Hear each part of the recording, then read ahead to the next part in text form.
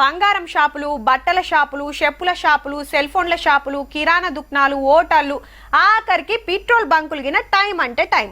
కొందరైతే 10 నిమిషాల ముందే షట్టర్ గుంజుతారబ్బా. గట్లనే గిరాకుంటే ఓ అర్ధగంట ఎక్కువ నడిపిస్తుండొచ్చురు.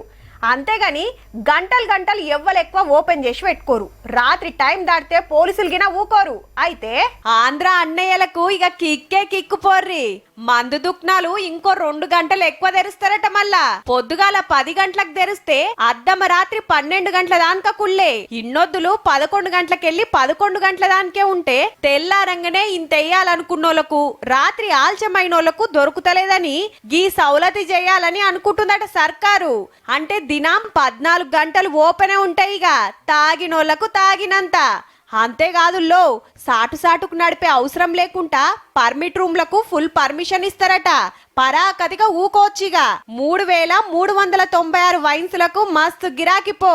అట్లనే 840 బార్లకు టెండర్లు పిలుస్తారట. అప్లికేషన్ కు 5 లక్షలు. ఒకళ్ళ లక్కీ లాటరీల పేరు రాకుంటే 5 లక్షలు అటేనటుల్లో. మళ్ళా ఒక్క బారుకు 4 దరఖాస్తులు వచ్చినాకనే లాటరీ తీస్తారట. అంటే కడమ ముగ్గురి 15 లక్షలు గోవిందా.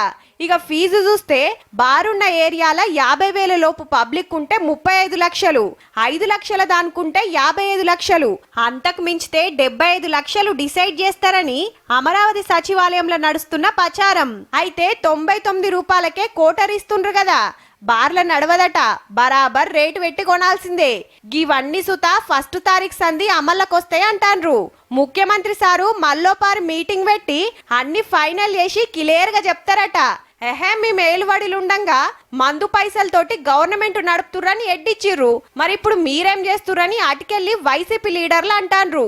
ఈ లెక్కన ఏ రాష్ట్రమైనా ఏ పార్టీ పవర్లున్నా పథకాలకు పైసలు అందించేది మన ఉత్తమ కస్టమర్లే అన్నట్టు.